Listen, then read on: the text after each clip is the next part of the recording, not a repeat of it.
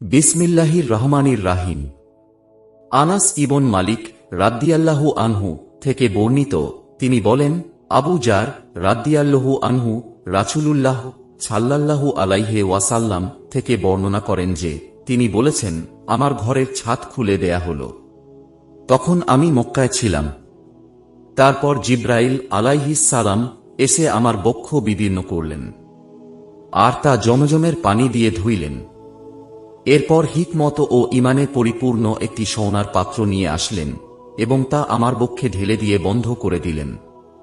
তারপর হাত ধরে আমাকে দুনিয়ার আসমানের দিকে নিয়ে চললেন। যখন দুনিয়ার আসমানে পৌঁছালাম, তখন জিব্রাইল আলাইহিস সালাম আসমানের রক্ষককে বললেন, দরজা খোলো। তিনি বললেন, কে? উত্তর দিলেন, আমি জিব্রাইল। আবার জিজ্ঞাসা করলেন, আপনার সঙ্গে আর কেউ আছে কি? তিনি বললেন, হ্যাঁ, আমার সঙ্গে মুহাম্মদ। তিনি আবার বললেন, তাকে কি আহ্বান করা হয়েছে? তিনি উত্তরে বললেন, হ্যাঁ। তারপর আসমান খোলা হলে আমরা প্রথম আসমানে উঠলাম। সেখানে দেখলাম এক লোক বসে আছেন এবং অনেকগুলো মানুষের আকৃতি তাঁর ডান পাশে রয়েছে এবং অনেকগুলো মানুষের আকৃতি বাম পাশেও রয়েছে। যখন তিনি ডান দিকে তাকাচ্ছেন, হাসছেন, আর যখন তিনি বাম দিকে তাকাচ্ছেন, কাঁদছেন। তিনি বললেন, খোশ আমদেদ, হে পুণ্যবান নবী, হে নেক সন্তান।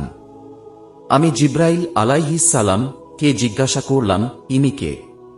তিনি বললেন, ইনি আদম আলাইহিস সালাম, আর তাঁর ডানে ও বায়ে তাঁর সন্তানদের রূহ।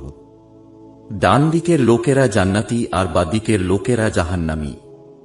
এজন্য তিনি ডান দিকে তাকালে হাসেন আর বাঁ দিকে তাকালে কাঁদেন। তারপর জিব্রাইল আলাইহিস সালাম আমাকে সঙ্গে নিয়ে দ্বিতীয় আকাশে উঠলেন। সেখানে উঠে রক্ষককে বললেন, দরজা খুলো। তখন রক্ষক প্রথম আসমানের রক্ষকের অনুরূপ প্রশ্ন করলেন। তারপর দরজা খুলে দিলেন।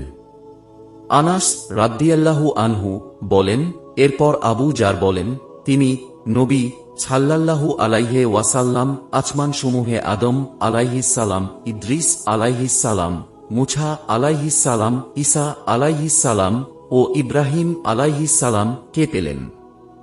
আবু জার রাদ্দিয়াল্লাহু আনহু তাঁদের অবস্থান নির্দিষ্টভাবে বলেননি, কেবল এতটুকু বলেছেন যে, নবী সাল্লাল্লাহু আলাইহি ওয়াসাল্লাম আদম আলাইহিস সালাম কে প্রথম আসমানে এবং ইব্রাহিম আলাইহিস সালাম কে ষষ্ঠ আসমানে পেয়েছেন।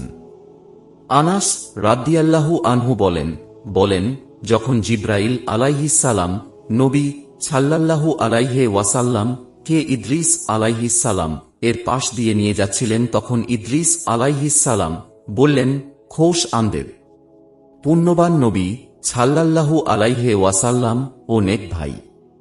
আমি জিজ্ঞাসা করলাম, ইনি কে? জিব্রাইল আলাইহিস সালাম বললেন, ইনি ইদ্রিস আলাইহিস সালাম। তারপর আমি মুছা আলাইহিস সালাম এর নিকট দিয়ে যাচ্ছিলাম।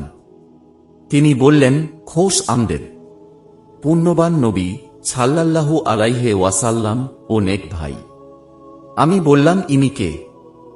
জিব্রাইল আলাইহিস সালাম বললেন, মুছা আলাইহিস সালাম। তারপর আমি ঈসা আলাইহিস সালাম এর নিকট দিয়ে যাচ্ছিলাম। তিনি বললেন, খোশ আমদেদ, পুণ্যবান নবী সাল্লাল্লাহু আলাইহি ওয়াসাল্লাম ও নেক ভাই। আমি জিজ্ঞাসা করলাম, ইনি কে? জিব্রাইল আলাইহিস সালাম বললেন, ইনি ঈসা আলাইহিস সালাম। তারপর ইব্রাহিম আলাইহিস সালাম এর নিকট দিয়ে যাচ্ছিলাম। তিনি বললেন, খোশ আমদেদ, পুণ্যবান নবী সাল্লাল্লাহু আলাইহি ওয়াসাল্লাম ও নেক সন্তান। আমি জিজ্ঞাসা করলাম, ইনি কে? জিব্রাইল আলাইহিস সালাম বললেন, ইনি ইব্রাহিম আলাইহিস সালাম।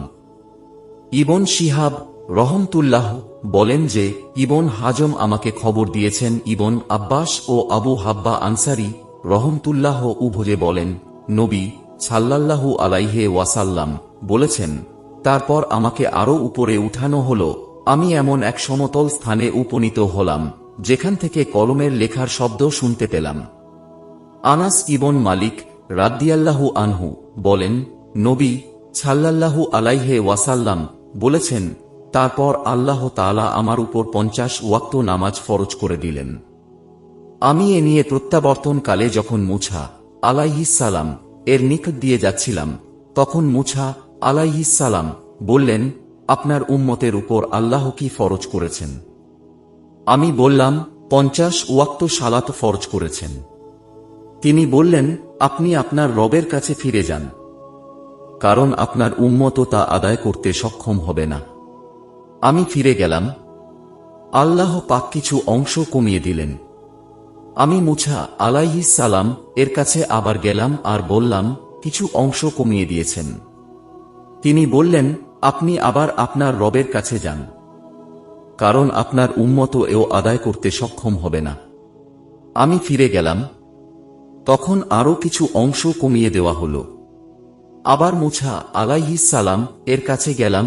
এবারও তিনি বললেন, আপনি আবার আপনার রবের কাছে যান, কারণ আপনার উম্মত এও আদায় করতে সক্ষম হবে না। তখন আমি আবার গেলাম। তখন আল্লাহ বললেন, এই 5 ওয়াক্তই সোয়াবের দিক দিয়ে 50 গণ্য হবে। আমার কথার কোনো পরিবর্তন নেই। আমি আবার মুছা আলাইহিসসালাম এর কাছে আসলে তিনি আমাকে আবারও বললেন, আপনার রবের কাছে আবার যান। আমি বললাম, আবার আমার রবের কাছে যেতে আমি লজ্জাবোধ করছি। তারপর জিব্রাইল আলাইহিসসালাম আমাকে সিদরাতুল মুনতাহা পর্যন্ত নিয়ে গেলেন।